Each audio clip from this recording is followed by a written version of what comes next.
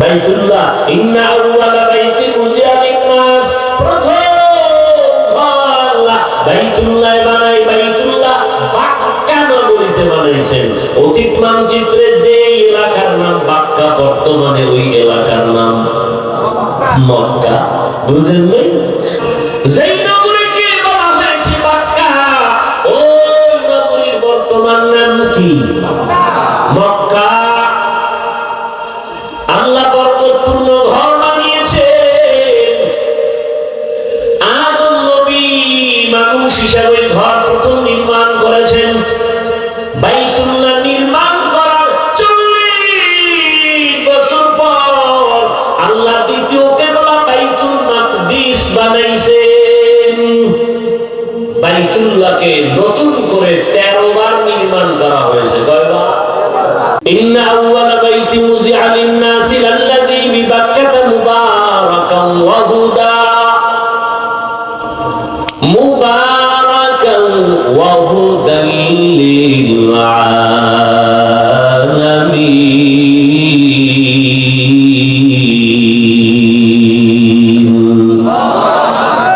আল্লাহ বলেন প্রথম ঘর আমি বানাইলাম মানুষের জন্য বাক্কা নগরীর ভেতরে। তার মানে অর্থ শেষ। এবার এটার ব্যাখ্যা শুনতে থাকি, অল্প বলবো, কারণ এটা 3-4 ঘন্টা বললেও শেষ হবে না। আমি যতটুকু মোতালা করে আসছি, লেখাপড়া করে আসছি, 3-4 ঘন্টা বললেও ধারাবাহিক এই শেষ হবে না। আল্লাহর কাবা ঘর কেমনে হলো এর প্রারম্ভিক কিছু ধারণা আমি আপনাদেরকে দিতে চাই, যতটুকু সম্ভব আপনাদের ধৈর্যের উপর, ইনশাআল্লাহ। আমরা যে মাটির মধ্যে বসে আছি জমিনে, এটার নাম পৃথিবী নামক গ্রহ।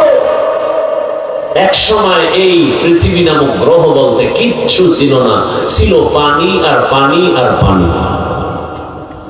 আসলো কোথা থেকে পানি? অনেক কথা বুঝে আসবে না, মেনে নিতে হবে, না হয় ঈমান চলে যাবে। কেন কেন কেন? সব জবাবের এক জবাব, সব আমার আল্লাহর কুদরত। কার কুদরত? আল্লাহর কুদরত। আল্লাহ একটা মুক্তা বানালেন। মুক্তা কি বানালেন? মুক্তা। অনেক বড় না ছোট? বলেন ছোট। আল্লাহ মুক্তাকে আদেশ দিলেন তুমি পানি বের করো। ঐতিহাসিকগণ লিখেছেন 20 কোটি বর্গ মাইল এরিয়া নিয়ে পানি দিল এক মুক্তা। কি বলবেন? নাউজুবিল্লাহ না সুবহানাল্লাহ? তাও শিখাই দিতে হবে, শিশু মানুষ তো। সুবহানাল্লাহ বলবেন, শুরুতে বলছি, একবার বললে লাভ কি? ভুলে গেছে। আমার গাছ লাগবেন, আমি বেহেশত পাইলি সুবহানাল্লাহ করবো না। যেখানে বিড়ি টানে এই মুখ দিয়ে সুবহানাল্লাহ আসতে তো অনেক সময়ের ব্যাপার, কারণ ধুলার তলে বেরিয়ে গেছে না সুবহানাল্লাহ। আল্লাহ বললেন মুক্তা তুমি পানি দাও। 20 কোটি বর্গ মাইল এরিয়া নিয়ে মুক্তা থেকে পানি বের হলো। বুঝে না আসলে যদি কেউ যুক্তি চায় দিলের সান্ত্বনার জন্য, তার জন্য যুক্তি আছে। আর যদি কেউ বলে যুক্তি না পেলে মানবো না, ওর জন্য কোনো যুক্তি নেই। আর যে বলে আমি না বুঝলেও মেনে নিছি, তবে যুক্তি পাইলে দিলের একটু কি হবে? সান্ত্বনা হবে। যেমন পয়গম্বর ইব্রাহিম আলা নবিয়িনা ওয়া আলাইহিস সালাতু ওয়াস সালাম আল্লাহকে বলেছিলেন, হে মালিক তুমি মরাকে জিন্দা কেমনে করবা? আল্লাহ প্রশ্ন করলেন, ইব্রাহিম তুমি কি বিশ্বাস করো না? বলে অবশ্যই করি। তাহলে আবার প্রশ্ন কেন? নবী বললেন লিয়াতুমা ইন্না কলবি, আমার অন্তরের সান্ত্বনার জন্য। এক ছোট মুক্তার থেকে 20 কোটি বর্গ মাইলের পানি কিভাবে আসলো? যুক্তি না থাকলেও মানেননি? মানেন? মানলে যুক্তি শুনেন। রহমতের নবী আমার যুদ্ধের ময়দানে রওনা, সাহাবায়ে কেরাম সাথে রওনা। হঠাৎ চলতি পথে পানির সংকট দেখা দিল। যার যার কাছে দূরে সফরে পানির পাত্রে পানিও শেষ হয়ে গেল। আশেপাশে পানির কূপ নাই। পেরেশান হয়ে গেলেন। ইয়া রাসূলুল্লাহ, পানির পিপাসা। নবী বললেন, পাত্র খালি? বলে হ্যাঁ। তো খালি হলো দুই এক ফোঁটা থাকে না? থাকে না? আর বলেন না কেন? নবী বলেন, সবাই পাত্রের ওই এক দুই ফোঁটা পানি এক জায়গায় জমা করো। কর্ম 50টা 100 200 300 পাত্রের এক ফোঁটা করে পানি। এই আস্তে আস্তে অল্প কিছু রাসূল শাহাদাত আঙ্গুল রেখে আল্লাহর কাছে দোয়া করলেন। এই পরিমাণ পানি সেখান থেকে উঠলো। সবাই পাত্র ভরে নিলেন, পান করলেন। এরপরও পানি আগের মতোই আছে। আর কুদরত তো এখনো আছে। জমজম আছে না? জমজম কূপের পানি সারা দুনিয়ার বিজ্ঞানীরা একমত, জমিনে জমজমের মতো বিশুদ্ধ পানি আর নাই।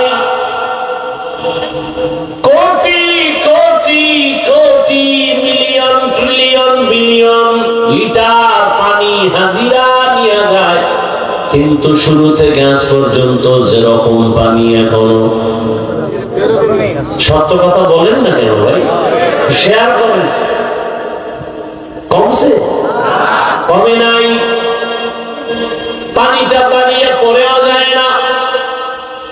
সাহাবায়ে কেরাম প্রশ্ন করলেন, ইয়া রাসূলুল্লাহ, ও জমজম কূপের তলা কোথায়? রহমতের নবী বললেন, জমজম কূপের তলা হলো হাউজে কাউসারের সাথে লাগানো।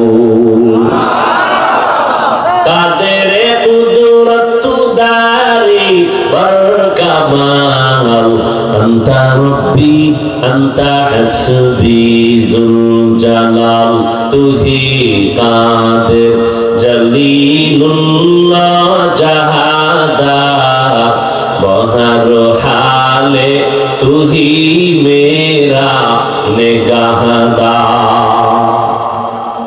খারাপ লাগতেছে আপনাদের? ভাইরা আমার, তাহলে একটা মুক্তা থেকে পানি আসা, এটা আল্লাহর কুদরত। আমার আল্লাহর কুদরতে অসম্ভব সম্ভব হয়ে যায়। সম্ভব কে করেন? আস্তে করে বলেন। আল্লাহ পারেননি? মরা গাছে কথা বলতে পারে না, তবে আমার আল্লাহর কুদরত পারে না? পারে না। দুধের বাচ্চা কথা বলতে পারে না, কিন্তু আমার আল্লাহর কুদরতে পারে না? পারে না। পয়গম্বর ঈসা মায়ের কোলে শিশু, যখন মারিয়াম আলাইহিস সালামকে কওমের লোকেরা ধরে বলল, এই বাচ্চা পাইছো কই? বাপ নাই। একদল বলতে বলতে বলে ফেললো, এই সন্তান যার সন্তান। আসতে বললেন কেন? খেয়াল করেন। ঈসা নবীকে বলে বাপ নাই, অতএব এটা কি সন্তান? বলেন না কেন? অবৈধ সন্তান। এইবার আল্লাহ জানায় দিলেন, মারিয়াম তুমি নিজেই বলে দাও যে এই বাচ্চাটা কোথা থেকে আসছে, ওই বাচ্চাই বলবে। সবাই তো এটা কি কও মারিয়াম, বাচ্চা কথা বলবে, তুমি জিজ্ঞাসা করো। ওই সময় আবার রোজার নিয়ম ছিল, কথা বললেই রোজা ভাঙে যায়, কথা বললেই রোজা শেষ। এটা আমাদের যুগের দরকার ছিল। কি পরিমাণ ঝগড়া! কেউ ঝগড়া করে কেন? রোজায় ধরে রয়েছে, ওরে রোজায় ধরলে আবার ঝগড়া করে কেন? সোনারে রোজায় ধরে না, এই জন্য ঝগড়া করে। রোজায় যদি অ্যাকশন করে, সে কোনোদিন ঝগড়া করে না। ওই সমস্ত নিয়ম কথা বললেই কি। আর আমরা রসুলের প্রথম যুগে ঘুমাইলেই রোজা শুরু। একজন রসুলের আসে, সারাদিন কর্ম করে, গরিব সাহাবী, সন্ধ্যাবেলা আসছে কিছু খাবে, ইফতারি করবে, পরে আবার খাইয়া লইয়া ঘুমাইয়া রোজা রাখবে। খানা রেডি হইতে হইতে হুইয়া ঘুমাইয়া গেছে, দুর্বল শরীর তো, রোজা আর একটা শুরু হয়ে গেছে। ইফতারিও নাই, সাহারিও ঘুমের তো একটা আসে। পরের দিন কাম তো করা লাগবে, কাজ করে বেউস হয়ে ঘুরে গেছে রাস্তায়। সাহাবায়ে ইয়া রাসূলুল্লাহ, আপনার আশেক বেউস, রোজাটা ভাঙ্গার অনুমতি আছে? নবী কয় না। না বললে নবী বলেন, একটা রোজা যদি কেউ ইচ্ছা করে ভাঙে আর মরণ পর্যন্ত সেই ভাঙ্গা রোজার কাজা আদায় করে, মরণ পর্যন্ত, এরপর ওই রোজার বরকত পাবেন। আর আমরা ছেলে দামরা হয়ে গেছে, বলো বাবা রোজা রাখতে দেয় না, চেহারা নষ্ট হয়ে যাবে। বয়স কত? 2টা নাতি। ওই বাবারে জিজ্ঞাসা করি, তোমার ছেলে মোবাইল দেখে যে চেহারা নষ্ট করলো, এবার কি জবাব দিবা? খবর নাই। এই জন্য বলি, বহু মা বাবা সন্তানের অপরাধের কারণে হাসরের ময়দানে জাহান্নামে যাবে। ওগো নবীর উম্মতেরা,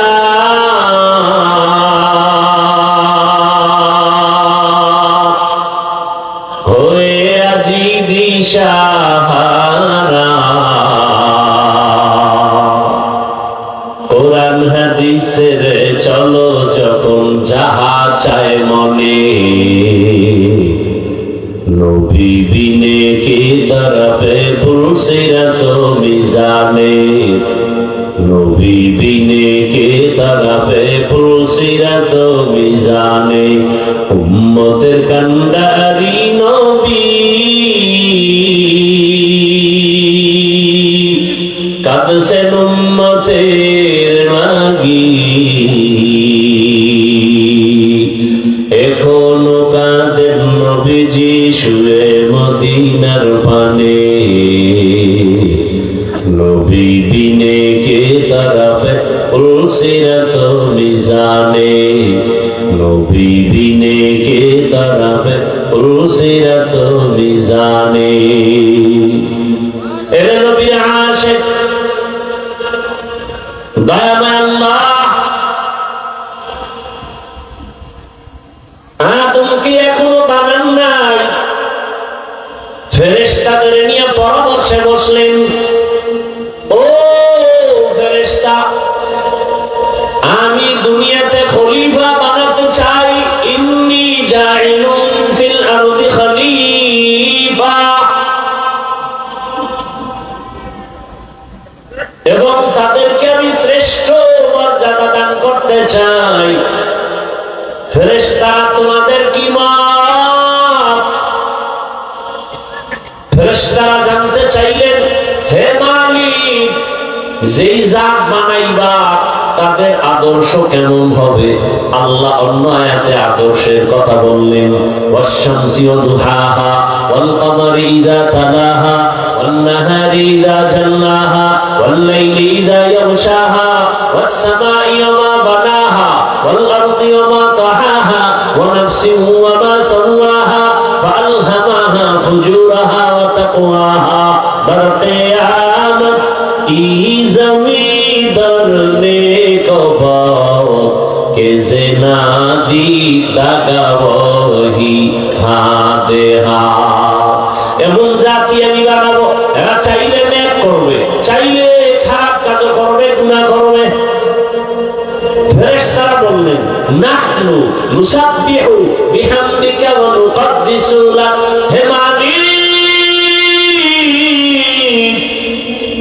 তোমার প্রশংসা, তোমার গুণগান বয়ান করার জন্য তো আমরাই যথেষ্ট। এটা ছিল সরাসরি প্রশ্ন, মনে মনে আবেগ ছিল, শ্রেষ্ঠ হলে তো আমরাই হব, অপরাধ দ্বারা করে এরা তো শ্রেষ্ঠ হতে পারেই না। আল্লাহ কি জবাব দিলেন?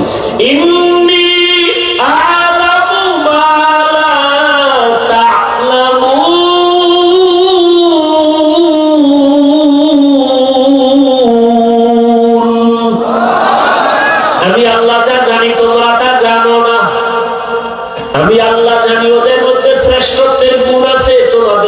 নাই।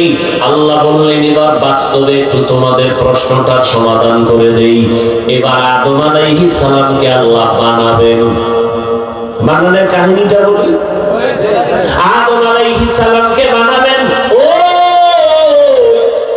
মুক্তার দানার থেকে পানি, আল্লাহ পানির উপরে নজর দিলেন কুদরতে, পানির মধ্যে তরঙ্গ আর ঢেউ শুরু হয়ে গেল, ঢেউয়ে ঢেউয়ে ফেনা জন্মায় গেল।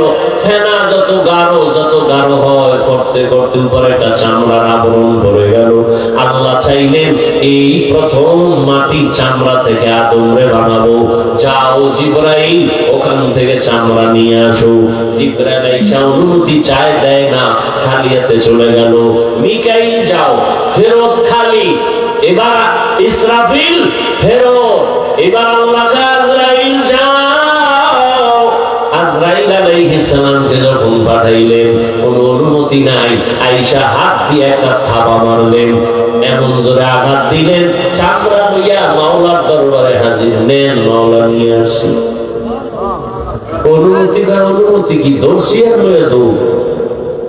আল্লাহ তাআলা ওখান থেকে আদমকে বানালেন। আদম আদিম থেকে, আদম আদিম শব্দের অর্থ চামড়া। চামড়ার আরবি কি? আদিম। সেখান থেকে আদম। আল্লাহ পাক রব্বুল আলামিন পৃথিবীর গ্রহের প্রথম অংশ থেকে আদমকে বানাইছেন। তাহলে এটা আমাদের জন্মভূমি, বাবা। বুঝেননি? আমগো বাবা জন্মভূমি কই? কি বলতেছি? কই? বাইতুল্লাহ। আর না, ওই বাইতুল্লাহ যেখানে না, এটা হলো পৃথিবীর মধ্যখান। ওই জায়গায় পানি, ওখানে চামড়া। ওখান থেকে আল্লাহ নিয়ে নিছেন আজরাইলের দ্বারা। সেই চামড়া থেকে আদমকে বানায়া আল্লাহ কয় জান্নাতে ঘুমাও। এমন ঘুম দিছে, জান্নাতে আরামের ঘুম। টেলিভিশনের সামনে পাবলিক ঘুমায় না, ও যে এইনে জুমায় গেলে ঘুমায়। শান্তির বাগান তো, এই জন্য ঘুমায়। জাহান্নামের প্যান্ডেলে গেলে ঘুম দেয়। হ্যাঁ, শরীর চাঙ্গা দেয়। আদম নবী ঘুমাইলেন। আদম নবীর পৃষ্ঠের উপরে আল্লাহ কুদরতে হাত লাগাইলেন, তো পিপিলিকার ন্যায় সব রূহ আল্লাহ তৈরি করে ফেললেন এবং আম্মা জান হাওয়াকেও বানায় ফেললেন। ভাইরা আমার,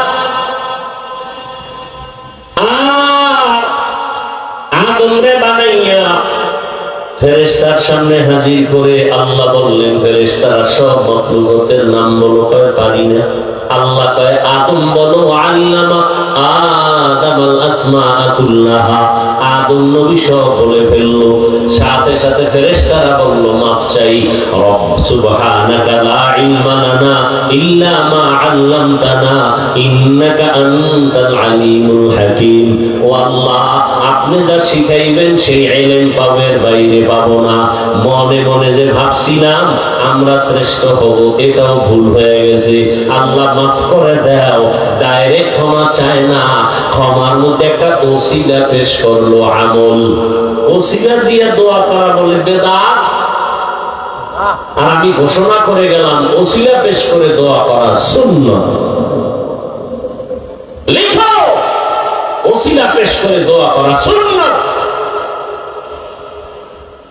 ফেরেশতারা কি ওসিলা পেশ করলেন? আমল। কি আমল? এখান থেকে আমরা যে নজর দিলে দেখি আসমান, এখান থেকে বিজ্ঞানীরা বলে 500 বছরের দূরত্বে খালি জায়গার নাম মহাশূন্য। নবী বলেন, আমি মেরাজে গেলাম, প্রথম আসমানে 2টা দরজা আছে, দোনো দরজায় নূরের তৈরি তালা লাগানো। কয়টা তালা? ভেতরে দারোয়ান জিবরাইল আমিন সাথে গেল, কয় দরজা খোল। ভেতরের দারোয়ান বলে, মান আনতা, কে তুমি? বলে, আনা জিবরাইল, আমি জিবরাইল। ওয়ামাম্মা, তোমার সাথে কে? বলে, হুয়া মুহাম্মদ সাল্লাল্লাহু। দরজা খোল। আমার কাছে চাবি নেই, আমি তো ভিতরে। চাবি কই? মুহাম্মদের কাছে। আবারও আসছে, মুহাম্মদের কাছে চাবির নাম কি? বলে ইসমে আযম। বিসমিল্লাহ বললেই তালা খুলে যাবে। রহমতের নবী বিসমিল্লাহ বললেন, নূরের তালা খুলে গেল। নবী বলেন আমি ভেতরে ঢুকলাম। আদম, আরে প্রথম আসমানে গিয়া দেখা হলো একজন নবী, ওখানে ঘুরে ঘুরে সব দেখা আদম নবীর সাথে মোলাকাত। এর উপরে চলে গেলাম, আবার দেখি প্রথম আসমানের আর দ্বিতীয় আসমানের মাঝখানে ফাঁকা জায়গা, 500 বছরের দূরত্ব। আবার দ্বিতীয় আসমানে গিয়া দেখলাম 2 দরজা, নূরের তালা লাগানো। জিব্রাইল কয় দরজা খোল। প্রশ্ন আসলো নতুন দারোয়ান, মান আনতা, কে তুমি? বলে আনা জিব্রাইল। আমাম্মা, তোমার সাথে কে? বলে হুয়া মুহাম্মদ। দরজা খোলো। কয় চাবি নেই আমার কাছে, চাবি মুহাম্মদের কাছে। কি? বিসমিল্লাহ। সাথে সাথে তালা খুললো। নবী বলেন এইভাবে যাইতে যাইতে যাইতে যাইতে 7 আসমানের উপরে গিয়া দেখি ওখানে একটা কাবা বানানো, নূরের কাবা, নাম হলো বাইতুল মামুর। 70,000 ফেরেশতার কাফেলা মুহূর্তে মুহূর্তে তাওয়াফ করে। আজকে যারা সিরিয়াল পাইছে, কিয়ামতের আগে আর তাদের দ্বিতীয়বার সিরিয়াল আসবে না, এত বেশি ফেরেশতা। আর আস্তে করে বলেন। এবার নবী বলেন এই বাইতুল মামুর ফেরেশতারা তাওয়াফ করে। হ্যাঁ, গিয়ে দেখলাম আমার জাতির পিতা আব্বা জান ইব্রাহিম টেক লাগাইয়া আল্লাহ তাসবিহ তাহলিলে মশগুল আছেন।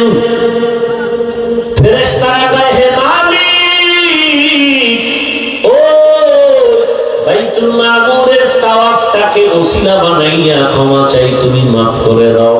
এবার আল্লাহ কয় তোদের মধ্যে গুনাহ করার স্পিরিট দূরের কথা, তোরা তো গুনাহ চিনই, এরপরেও যেহেতু স্বীকার করছো ভুল, আবার ক্ষমা চাইছো, আবার তাওয়াফের ক্ষমার ওসিলা বানাইছো, তাহলে আমি যেই গোলাম দুনিয়ায় বানায় পাঠাবো এরা তো চাইলেই গুনাহ করবে, চাইলে দাড়ি কেটে ফেলবে, চাইলেই গুনাহ করবে।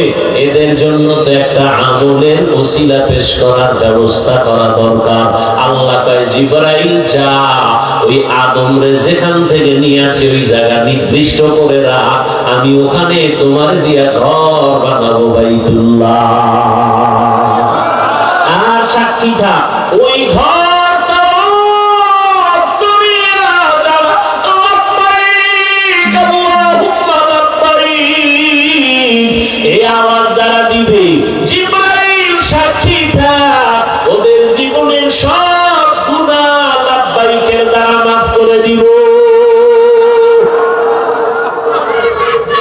জীবনের একটা গুনাহ আমল নামায় থাকবে না। আল্লাহ তাআলা ওই ঘর বানাইলেন। এবার বুঝেননি ঘর বানানোর কারণ? বাইতুল্লাহ, ইন্না আউওয়ালা বাইতিন উযিয়া লিন-নাস, প্রথম ঘর আল্লাহ বাইতুল্লাহ বানাই। বাইতুল্লাহ বাক্কা নগরীতে বানাইছেন। অতীত মানচিত্রে যে এলাকার নাম বাক্কা, বর্তমানে ওই এলাকার নাম মক্কা। বুঝেন নাই? অতীত মানচিত্রে যে এলাকার নাম জালালাবাদ, ও এলাকার নাম সিলেট।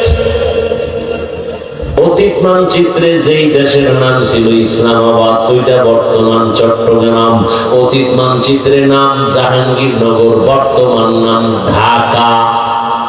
অতীত মানচিত্রে নাম সুদারাম, বর্তমান নাম লক্ষ্মীপুর। অতীত মানচিত্রে নাম ত্রিপুরা, বর্তমান নাম কুমিল্লা। খবর আছে? কি খবর আছে? বুলবারার খবর আছে না ভাইরা আমার? যেই নগরীকে বলা হয়েছে বাক্কা, ওই নগরীর বর্তমান নাম কি? মক্কা। আল্লাহ বরকতপূর্ণ ঘর বানিয়েছেন। আদম নবী মানুষ হিসেবে ওই ঘর প্রথম নির্মাণ করেছেন। বাইতুল্লাহ নির্মাণ করার 40 বছর পর আল্লাহ দ্বিতীয় কিবলা বাইতুল মাকদিস বানাইছেন।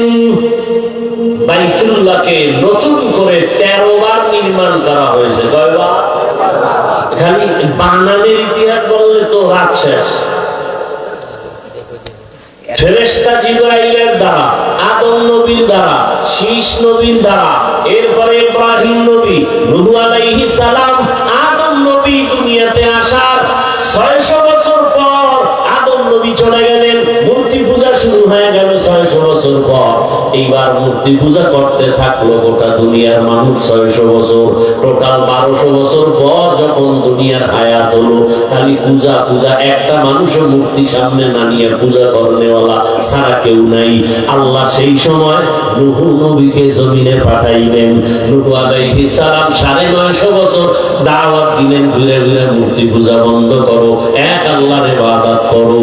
মাত্র 950 বছরে 40 জন মূর্তি পূজা চাইরা এক আল্লাহর ইবাদতের জন্য রেডি হলো। আল্লাহ জানায় দিলেন, ও নূহ, আর দাওয়াত দিয়া কাজ হবে না, এই 40 জন ছাড়া একটাও আর আমার ইবাদতে আসবে না। আল্লাহ নবী কয়, যদি না আসে তিনি মাইরা ভালো, যদি আর না আসে 900 বছর দাওয়াত দিয়ে মাত্র 40, এরপরে তুমি আবার কয় একটা হইতো না, তিনি মারা। আল্লাহ কোরআনে তাও বলে দিলেন, আলা নূহুর রাব্বি লা তাদার আলাল আরদি মিনাল কাফিরিন দাইয়ারা ইন্নাকা ইন তাদারহুম ইউদিল্লু ইবাদাকা ওয়া লা ইয়ালিদু ইল্লা ফাজিরান কাফারা। আল্লাহ কয় মাইরা রাম, দোয়া কবুল, দোয়া কিন্তু মাইরা রাম যে তোর 40 জন এদিকে মারা যাইব না। আল্লাহ কয় তাহলে একটা কিস্তি বানাও। কি বানাও? কিস্তি আপনারা কি করেন? এটা তওবা করেন, বলেন আস্তাগফিরুল্লাহ। আর জীবনে নৌকা কইবেন, এটাকে আওয়ামী লীগের নৌকা পেয়েছেন। আচ্ছা, 40 জন মুমিন, এরপরে আল্লাহ কইলো এমন একটা কিস্তি বানাও, অন্যান্য প্রাণী এক জোড়া, হাতি এক জোড়া, গরু এক জোড়া, মহিষ এক জোড়া, ছাগল এক জোড়া। বাংলাদেশ এর মধ্যে নৌকা পাইবেন নিয়ে 40 জন বইবেন আর এক জোড়া হাতি, এক জোড়া মহিষ। নৌকা আছে না বাংলাদেশ? সারা দুনিয়ায় নাই। এইটা নৌকা করলেন কেন? মুখে আইসে আর বইলা দিচ্ছে এটা কি নৌকা? কি হবে? বাংলা কোন? জাহাজ। কি হবে বলেন? কি হবে? জাহাজ। বিশাল জাহাজ বানাইল, জাহাজ বানাই উঠলেন। এর ইতিহাস আপনারা জানেন। পানি বন্যা আসলো, সব শেষ, পুরা দুনিয়া শেষ, বাইতুল্লাহ জায়গায় নাই, এটার উপরে আবরণ করে কিচ্ছু নাই, সব সমান। নূহ আলাইহিস সালামের 3 সন্তান দিয়া আর 40 জন মুমিন এরাও বেঁচে থাকলো, তবে তাদের গর্ভে ঔরসে আর সন্তান নেই। 3 সন্তান দিয়া পুরো দুনিয়া নতুন ভাবে আবার আবাদ হলো। হাম, হাম, সাম, ইয়াফাত, 3 জন সন্তান দিয়া নতুন করে পৃথিবী আবার আবাদ হলো। এজন্য নূহ নবীকে বলে আবুল বাশারে সানি, দ্বিতীয় আদি পিতা। দ্বিতীয় আদি পিতা। নূহ আলাইহিস সালামকে আবার আল্লাহ পাক রব্বুল আলামিন 3 সন্তান দিয়ে দুনিয়া আবাদ করাইলেন।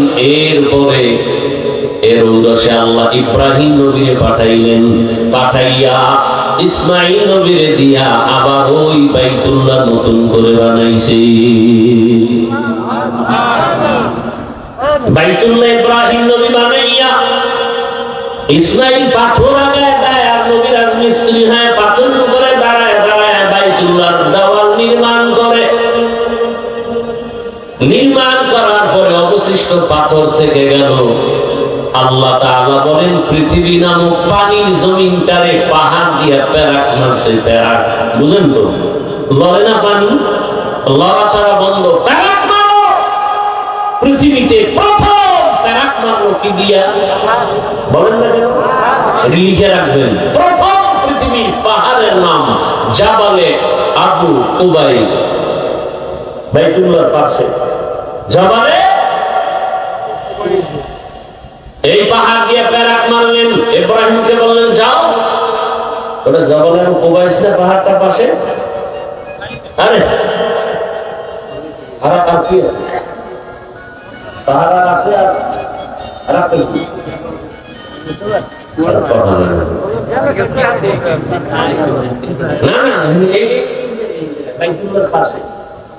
জবালে আবু কুবাইস। আর কোন পাহাড় ছিল এর পাশে হলো সাফা মারওয়া, এর পাশে সাফা মারওয়া। আল্লাহ বললেন যাও ওখানে যাও। ইব্রাহিম আযিন লিন্নাস ফিল হজ, হজের এলান দাও। লাভ কি? তোমার এই এলান আওয়াজ যারা শুনবে তারা হজ না করে মরবে না। কত দূর যাইব? 3 কিলো। আওয়াজ দেওয়ার দায়িত্ব তোমার, পুরা পৃথিবীতে আওয়াজ পৌঁছাইয়া দেওয়ার দায়িত্ব আমার। ইব্রাহিম নবী আওয়াজ দিলেন পুরা দুনিয়া, কেন মুফাসসিরিনে কেরাম বলেন মায়ের গর্ভে যে বাচ্চা ছিল ওর কানেও আল্লাহ আওয়াজ পৌঁছায় দিয়েছে। রূহের জগতে যারা ছিল তাদের কাছে আওয়াজ পৌঁছায় দিয়েছেন এবং আল্লাহ ঘোষণা দিয়েছেন যারা আওয়াজ শুনে লাব্বাইক বলেছে ওরা বাইতুল্লাহর দেওয়াল না দইরা মরবে না।